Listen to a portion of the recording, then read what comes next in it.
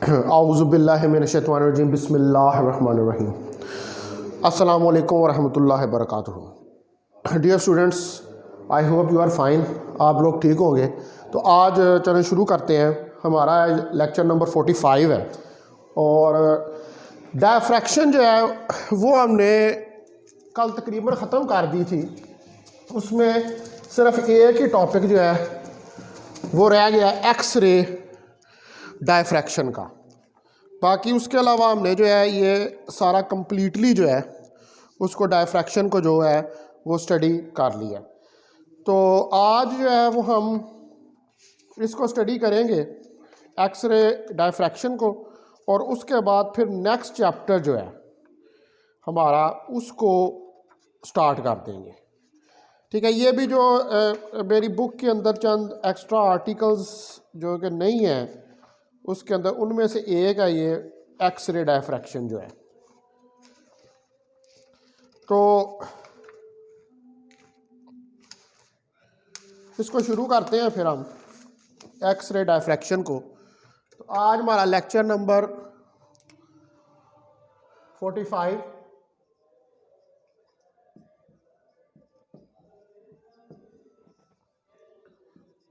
BS physics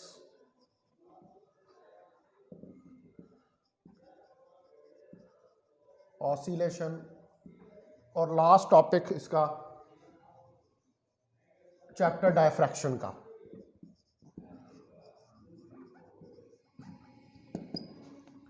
date हमारे पास आज 31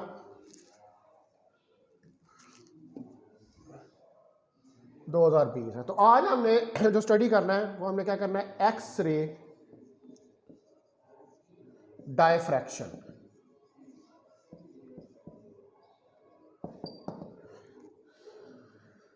तो एक्स रेज जो है ये हमारे पास एक्चुअली जो इलेक्ट्रोमैग्नेटिक वेव्स हैं उनका एक पार्ट है। हमारे पास जो इलेक्ट्रोमैग्नेटिक वेव्स हैं उसके स्पेक्ट्रम के बारे में मैंने आपको बताया था कि इलेक्ट्रोमैग्नेटिक वेव का एक स्पेक्ट्रम होता है जो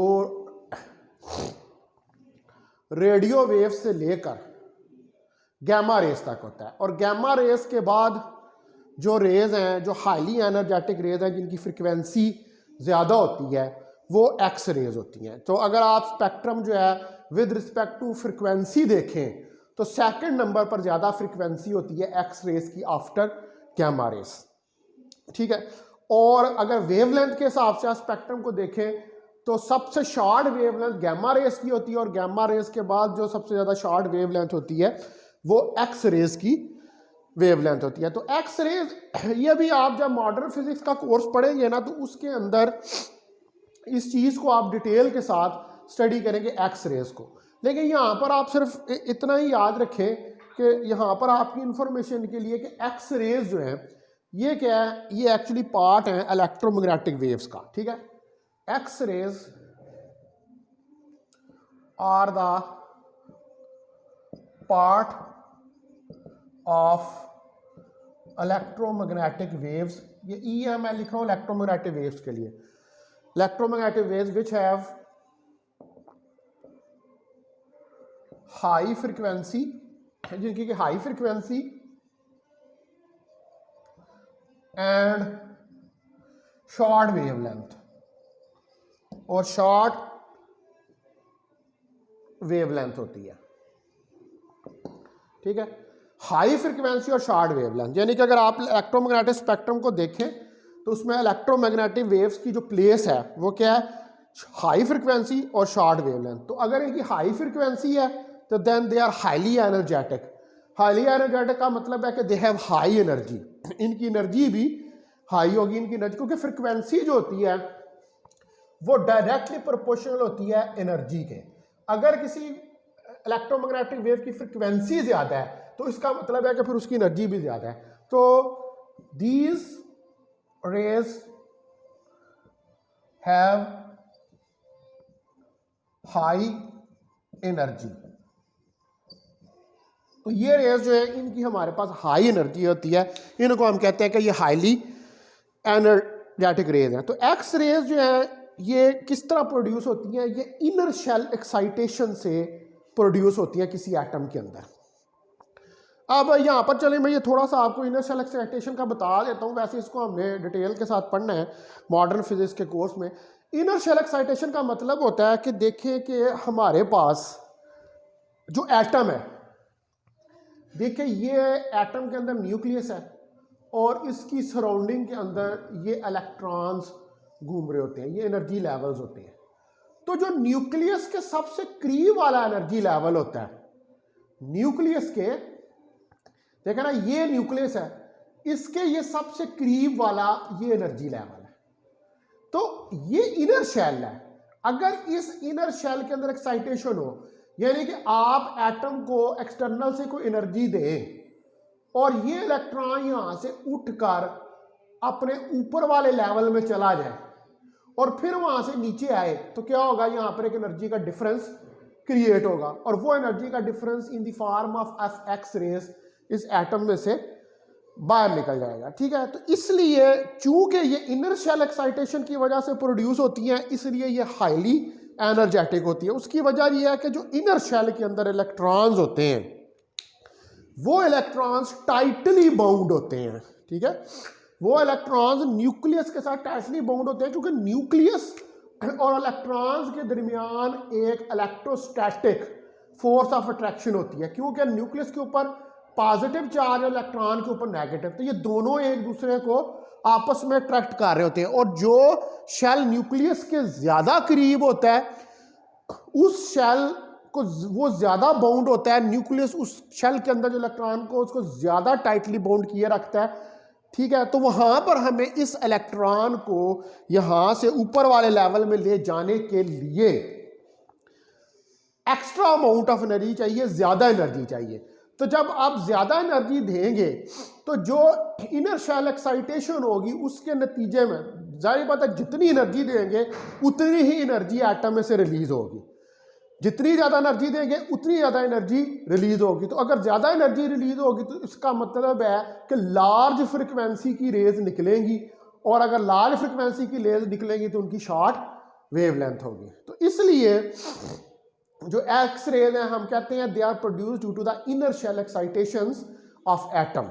ठीक है, ये inner shell excitation of atoms जो हैं उनकी वजह से प्रोड्यूस होती हैं। ठीक है, the X raise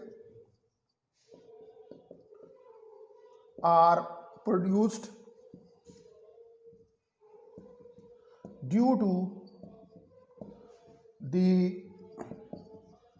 inner shell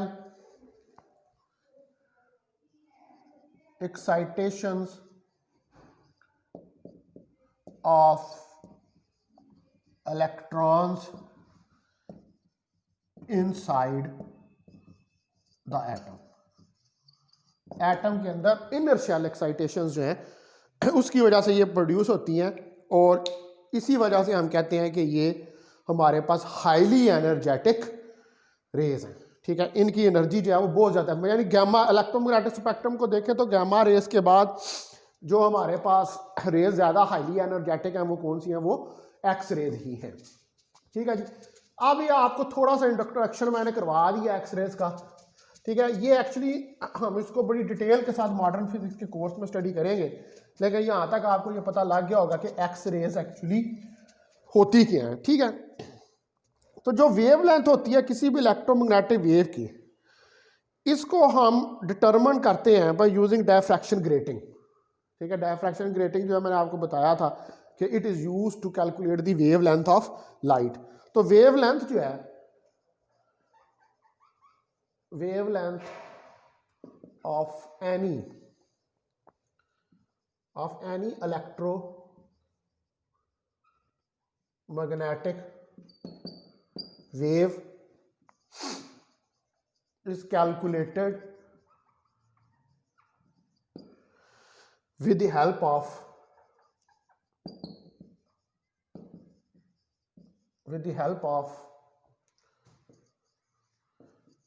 diffraction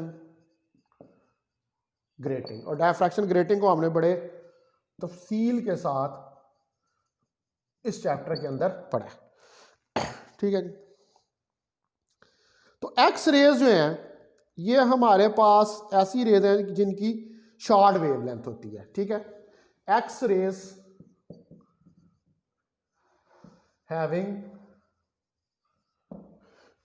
short wavelength. तो अगर शॉर्ट वेवलेंथ होगी तो इनकी हमारे पास क्या है, हाई एनर्जी होगी। और ये शॉर्ट वेवलेंथ किस ऑर्डर की होती है, of order of nanometres. Nanometres के अंदर इसका ऑर्डर होता है। तो 1913 के अंदर, ठीक है, 1913 में जो है वो इसको एक्स रेज जो हैं इनको डिस्कवर किया गया, ठीक है। रिंटोंगन एक साइंटिस्ट का नाम है, ठीक है, जिसने एक्स रेज जो हैं उनको डिस्कवर किया था, ठीक है। और 1913 में उसने ये जो है इनको डिस्कवर किया। 1930 के अंदर the X rays are discovered in 1913। 1913 के अंदर ये जो है डिस्कवर हुई, ठीक है। अब ये एक्स रेज जो हैं इनको क्या किया गया कि इनको फॉल किया गया एक रेगुलर अरेंजमेंट ऑफ एटम्स के ऊपर। तो जो रेगुलर अरेंजमेंट ऑफ एटम होती है वो कौन सी होती है, वो क्रिस्टल्स होते हैं। क्रिस्टल्स जो हैं ये सॉलिड्स की वो फॉर्म है, ठीक है, which have regular arrangement of atoms. वैसे तो सॉलिड की 3 फॉर्म होती हैं। ये आप अगर 17वां चैप्टर सेकंड ईयर का अगर आपको याद हो, फिजिक्स ऑफ सॉलिड्स, तो उसके अंदर जो है ये चीज़ बताई गई है कि सॉलिड्स जो हैं इनकी 3 किस्में होती हैं, जिनको हम कहते हैं, एक को कहते हैं क्रिस्टल्स, एक को कहते हैं मार्फस और एक को कहते हैं पॉलीमर्स। क्रिस्टल्स जो हैं ये ऐसे सॉलिड्स होते हैं कि जिनके अंदर हमारे पास रेगुलर अरेंजमेंट ऑफ एटम्स होती है, यानी कि एटम्स जो हैं वो एक ही अरेंजमेंट के अंदर पड़े होते हैं। अमार्फस वो होते हैं कि जिनके अंदर रेगुलर अरेंजमेंट ऑफ एटम्स नहीं होती, और पॉलीमर्स वो होते हैं कि जिनके अंदर रेगुलर और इरेगुलर दोनों किस्म की अरेंजमेंट्स होती हैं। तो क्रिस्टल जो है, क्रिस्टल की सबसे बड़ी एग्जांपल हमारे पास डायमंड है, उसके बाद हमारे पास सोडियम क्लोराइड है। सोडियम क्लोराइड का हम जब भी नाम लेते हैं तो हम कहते हैं कि सोडियम क्लोराइड जो है वो एक क्रिस्टल है, ठीक है। तो जब ये जो एक्सरे डायफ्रैक्शन को ऑब्जर्व करने के लिए क्या किया गया कि क्रिस्टल लिया गया, ठीक है, और उस क्रिस्टल के ऊपर ये जो डायफ्रैक्शन को ऑब्जर्व करने के लिए ये एक्स रेज जो हैं उनको फॉल किया गया, ठीक है। तो the X raise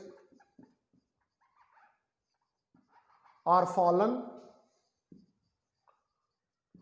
on a crystal solid which have a regular arrangement of atoms। Crystals वो होते हैं जिनमें हमारे पास रेगुलर अरेंजमेंट ऑफ एटम्स जो है वो होती है, ठीक है।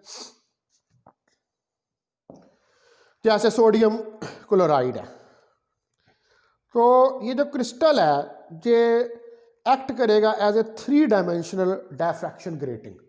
यानी कि हम क्रिस्टल को क्या यूज कर रहे हैं, हम क्रिस्टल को एज ए डायफ्रैक्शन ग्रेटिंग के तौर पर यूज कर रहे हैं। तो द क्रिस्टल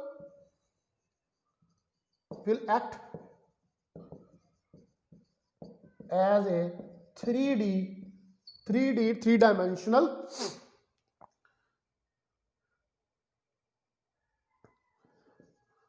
डायफ्रैक्शन ग्रेटिंग। तो ये as a 3 dimensional diffraction grating के तौर पर एक्ट करेगा। तो जो डायफ्रैक्शन पैटर्न है हमारे पास क्रिस्टल से जो हमें मिलेगा वो एक कॉम्प्लेक्स डायफ्रैक्शन पैटर्न होगा, ठीक है। The diffraction pattern which we obtained from crystals will be a complex one। complex होगा, उसको स्टडी करना इतना आसान नहीं होगा जो क्रिस्टल से हमें मिलता है। तो एक्सरे डायफ्रैक्शन जो है ये एक बड़ी यूजफुल टेक्निक है to study the structure of solids. यानी कि अगर आप सॉलिड्स का स्ट्रक्चर जो है उसको स्टडी करना चाहते हैं तो सॉलिड्स के स्ट्रक्चर को स्टडी करने के लिए एक्सरे डायफ्रैक्शन जो है that is a very good technique. इस टेक्निक के जरिए, एक्सरे डायफ्रैक्शन के जरिए ही जो डिफरेंट हमारे पास सॉलिड्स होते हैं, कहाँ से हमें पता चलता है कि ये सॉलिड जो है, ये क्रिस्टल है, ये मार्फस है, ये पॉलीमर है, ये एक्सरे डायफ्रैक्शन करके ही हमें पता चलता है। ठीक है, तो X ray diffraction technique is very useful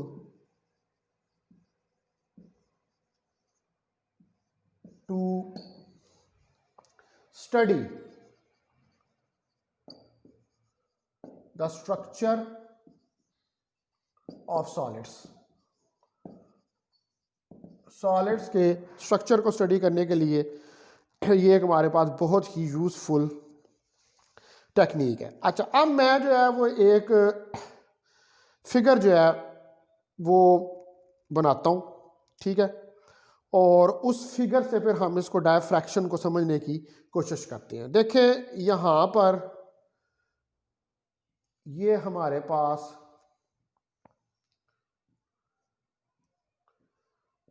एक सोर्स ऑफ लाइट है, ठीक है, यानी कि सोर्स ऑफ लाइट का एक्सरे ट्यूब है ये, जिसमें से एक्स रेज जो है वो निकलेगी। यहां पर आगे ये एक हमारे पास स्लिट है, ठीक है जी, ये एक हमारे पास स्लिट है, ये निकल के यहां से इस स्लिट में से पास होगी। इसके आगे यहां पर एक क्रिस्टल सॉलिड जो है वो पड़ा हुआ है। इस क्रिस्टल सॉलिड के बाद ये हमारे पास यहाँ पर एक फिल्म होगी या स्क्रीन होगी, ये ऐसे, ठीक है। ये सारी एक्स रेज जो हैं ये यहाँ से डायफ्रैक्ट होंगी और ये जाके फिल्म के ऊपर फॉल जो है वो करेंगे, ठीक है। यानी कि एक डायफ्रैक्शन पैटर्न जो है वो हमारे पास बन जाएगा, ठीक है। तो ये हमारे पास क्या है, this is the experimental arrangement of X ray diffraction. ये फिगर क्या है, experimental arrangement of X ray diffraction, ठीक है। ये एक्सरे डायफ्रैक्शन की हमारे पास ये एक्सरे ट्यूब है, ये स्लिट है, ये क्रिस्टल है, ये स्क्रीन और फिल्म है, और ये सारा हमारे पास क्या बन रहा है, ये हमारे पास डायफ्रैक्शन पैटर्न जो है वो हमारे पास बन रहा है, ठीक है। तो इसको हम कहते हैं experimental arrangement of X ray diffraction. तो इसमें कितने पार्ट्स हैं आप देखें, इसमें हमारे पास 1 2 3 और 4 पार्ट्स हैं। एक हमारे पास एक्सरे ट्यूब है, ठीक है, पहला पार्ट एक्सरे ट्यूब, दूसरा पार्ट स्लिट, तीसरा पार्ट हमारे पास क्रिस्टल और चौथा पार्ट हमारे पास फिल्म और स्क्रीन, जिसके ऊपर हमने डायफ्रैक्शन पैटर्न जो है उसको ऑब्जर्व करना है। This is the experimental arrangement, ठीक है। तो ये हमारे पास क्या है, ये हमारे पास एक एक्सपेरिमेंटल जो है वो अरेंजमेंट है। तो हमारे पास जो एक मोनोक्रोमेटिक बीम है, ठीक है। अब ये जो एक्स रेज है ऑब्वियसली इनकी सिंगल फ्रिक्वेंसी होगी जो कि हाई फ्रिक्वेंसी है और ये शॉर्ट वेवलेंथ की है। तो ये एक मोनोक्रोमेटिक जो बीम ऑफ एक्सरे है ये इंसिडेंट करते हैं हम किसी क्रिस्टल के ऊपर, ठीक है। और जो डायफ्रैक्टिव बीम है वो हमारे पास काफ़ी इंटेंस होगी, और ये डायफ्रैक्टेड बीम जो है ये डिफरेंट पोर्शंस जो है स्क्रीन के, उनके ऊपर जो है वो एक डायफ्रैक्शन पैटर्न जो है वो बना देगी, ठीक है। तो ये डायफ्रैक्शन पैटर्न किस तरह बनेगा कि हमारे पास कंस्ट्रक्टिव इंटरफेरेंस होगी उन वेव से जो कि रिफ्लेक्ट होंगी from the crystal. These diffractive beams are observed on a photographic film. तो ये जो फोटोग्राफिक फिल्म है हमारे पास या ये जो स्क्रीन है उसके ऊपर ये डायफ्रैक्टेड बीम्स जो हैं इनका पैटर्न हम ऑब्जर्व करेंगे। तो ये डायफ्रैक्शन पैटर्न जो रिप्रेजेंट करेगा क्या स्ट्रक्चर ऑफ द क्रिस्टल, ठीक है। और यहाँ पर हम जो स्ट्रक्चर यूज़ कर रहे हैं, ये जो क्रिस्टल यूज़ कर रहे हैं, ये कौन सा यूज़ कर रहे हैं हम, यहाँ पर ये NaCl सोडियम क्लोराइड का क्रिस्टल जो है उसको यूज़ कर रहे हैं। तो जो हमारे पास रिपीटेड स्ट्रक्चर है यूनिट सेल क्रिएट करता है एक क्रिस्टल स्ट्रक्चर को। तो यूनिट सेल जो होता है वो क्या होता है, एक बेसिक बिल्डिंग ब्लॉक होता है किसी भी क्रिस्टल का किसी भी सॉलिड के अंदर, ठीक है। तो अभी ये मैं बताता हूँ कि ये यूनिट सेल की जो बात हमने यहाँ पर की है ये यहाँ तक आपको समझ आ गई।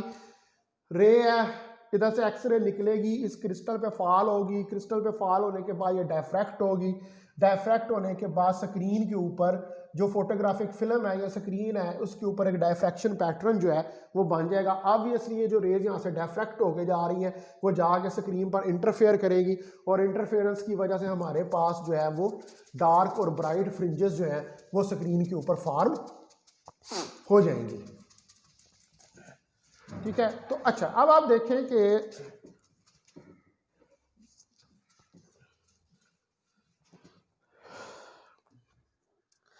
हमारे पास एक मानी क्रोमेटिक बीम जो है, मानो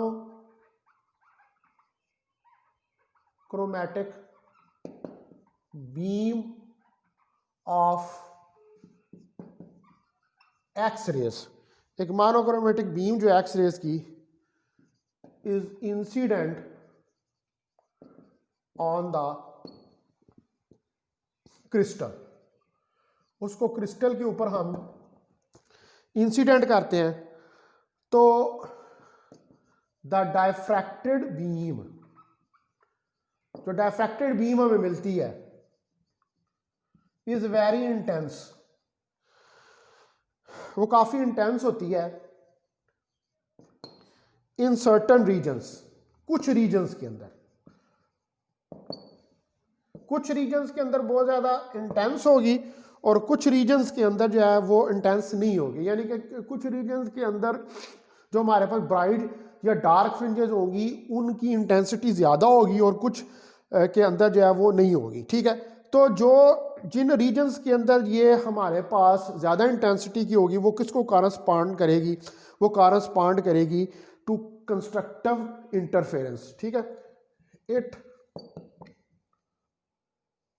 corresponds to the constructive interference. आपको पता है कि जहां पर इंटेंसिटी ज्यादा होगी वेव्स की, ज्यादा जो ब्राइट है वो ब्राइट फ्रिंजेस होगी, और वो किस वजह से होगी, वो कंस्ट्रक्टिव इंटरफेरेंस की वजह से होगी, ठीक है। From waves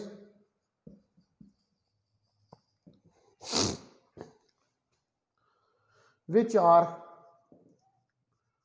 reflected from the crystal, जो कि क्रिस्टल से हमारे पास रिफ्लेक्ट होंगी। तो ये जो डायफ्रैक्टिव बीम्स हैं इनको हम ऑब्जर्व करेंगे किसके ऊपर, फोटोग्राफिक फिल्म या स्क्रीन के ऊपर। These diffracted beams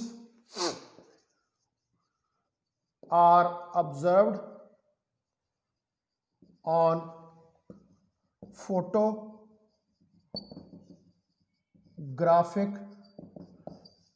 film or screen। इसको फोटोग्राफिक फिल्म या स्क्रीन के ऊपर जो है वो हम इसको ऑब्जर्व करेंगे। ठीक है,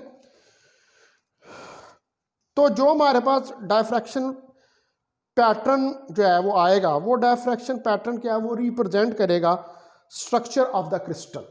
ठीक है,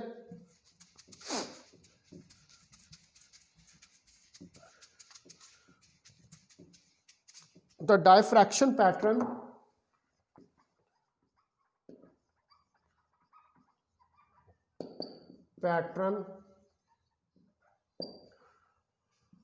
obtained on the screen describes the structure of crystal। ठीक है, वो क्रिस्टल का मैंने आपको शुरू में बताया कि एक्सरे डायफ्रैक्शन जो है वो क्रिस्टल के स्ट्रक्चर या सॉलिड के स्ट्रक्चर्स को स्टडी करने के लिए यूज होती है। तो ये जो यहाँ पर हमने स्ट्रक्चर रखा हुआ है, ये जो क्रिस्टल रखा हुआ है, ये क्यूबिक शेप का है। ठीक है, ये हमारे पास क्यूबिक शेप का एक क्रिस्टल है। तो ये एक सेल है, इस तरह के बहुत सारे सेल जो हैं वो आपस में जुड़े होते हैं और वो जुड़ के एक क्रिस्टल बना लेते हैं। मैंने ये सिर्फ एक क्यूबिक शेप का सेल जो है वो बनाया, और इस सेल को हम क्या कहते हैं, यूनिट सेल। जिस तरह आपके पास एक बिल्डिंग बनानी होती है, तो बिल्डिंग बनाने के लिए हमारे पास एक ईंट जो होती है वो बहुत सारी ईंटें इकट्ठी करके जोड़ दें तो एक बिल्डिंग बन जाती है। इसी तरह ये बहुत सारे यूनिट सेल जो हैं इनको इकट्ठे करके जोड़ दें तो हमारे पास एक क्रिस्टल जो है वो बन जाता है। तो जो रिपीटेड स्ट्रक्चर है यूनिट सेल का, ठीक है, ये बहुत सारे यूनिट सेल जब आपस में जुड़ जाते हैं तो इनका रिपीटेड स्ट्रक्चर जो है वो एक क्रिस्टल को प्रोड्यूस करता है। ठीक है, the repeated structure of unit cells produces a crystal. और यूनिट सेल क्या है, it is the basic building block, यानी कि जो बिल्डिंग का एक बेसिक ब्लॉक है वो एक यूनिट सेल होता है। तो हम यूनिट सेल को क्या कहते हैं, a unit cell is a basic building block of a solid. बहुत सारे यूनिट सेल्स जो हैं इनको आप जोड़ दें, ठीक है, तो हमारे पास एक सॉलिड जो है वो बन जाता है। जिस तरह बहुत सारी ईंटें आप जोड़ दें, एक ईंट जो है वो एक यूनिट सेल है। ठीक है, बहुत सारी ईंटें आप जोड़ दें तो ईंटें जोड़ने के बाद हमारे पास क्या है, एक बिल्डिंग बन जाती है। इसी तरह जब आप बहुत सारे जो हैं ये बिल्डिंग ब्लॉक्स इनको जोड़ देंगे, इन यूनिट सेल्स को जोड़ देंगे तो हमारे पास एक क्रिस्टल जो है वो फॉर्म हो जाएगा। ठीक है जी, अब होगी ये सारी थ्योरी की बातें। अब ज़रा हम जो है इसका मैथमेटिकल ट्रीटमेंट जो है उसको करके देखते हैं। ठीक है,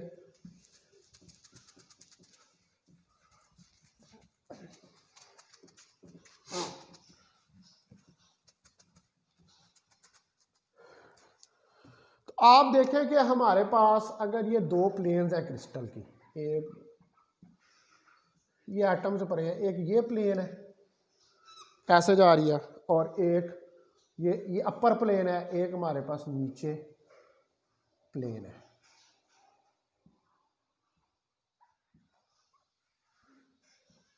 ठीक है, इसको आप कह लें अपर प्लेन और इसको आप कह लें lower plane.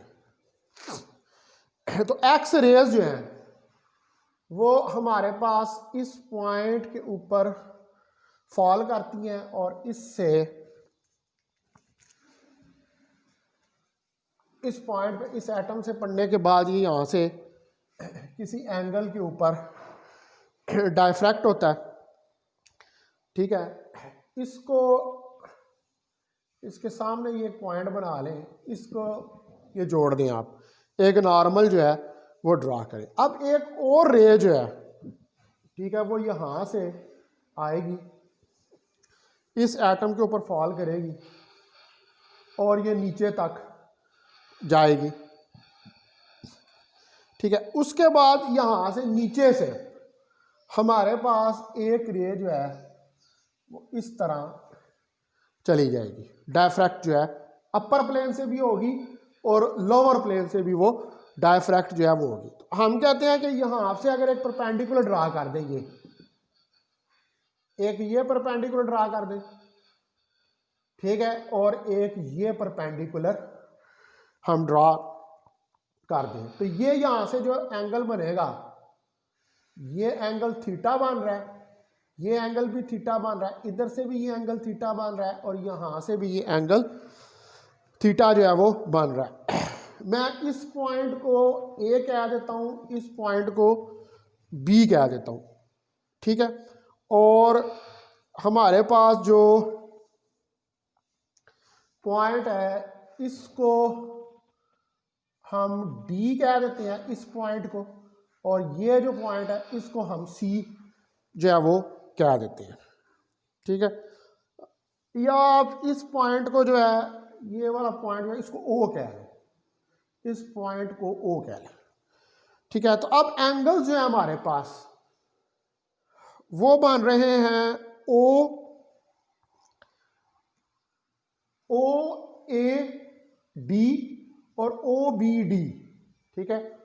O A D, O A D और ओ बी डी और ओ बी डी, ये हमारे पास दो एंगल जो हैं वो बन रहे हैं,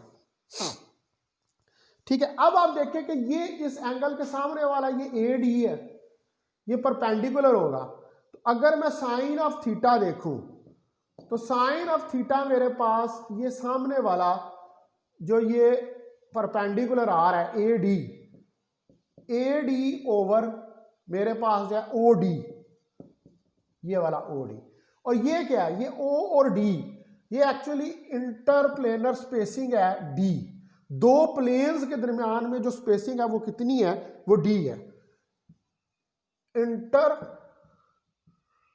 प्लेनर स्पेसिंग, दो प्लेन्स के दरमियान, एक अपर और लोअर, इनके दरमियान जो स्पेसिंग है वो कितनी है, वो ओ डी है, जो कि डी के बराबर है हमारे पास। तो यहां से हमारे पास A D O D sine of theta के बराबर आ जाएगा। तो ये आ जाएगा ए डी, मेरे पास O D sine of theta, इसको मैं लिख लूंगा डी साइन ऑफ थीटा। ये मेरे पास एक इक्वेशन आ गई, ठीक है, इसके लिए। अब इसी तरह ये ट्राइंगल आप देखें ओ बी डी, ठीक है, यहां पर ये हमने ट्राइंगल कौन सी देखी थी, ओ ए डी, ये हमने सॉल्व किया ट्राइंगल ओ ए डी के लिए। अब आप देखें triangle O B D, triangle O B D, तो इसके भी सामने वाला B D sine of theta B D over O D, तो sine of theta B D over O D कितना है, डी। तो हमारे पास बी डी जो है वो डी साइन ऑफ थीटा के बराबर आ जाएगा,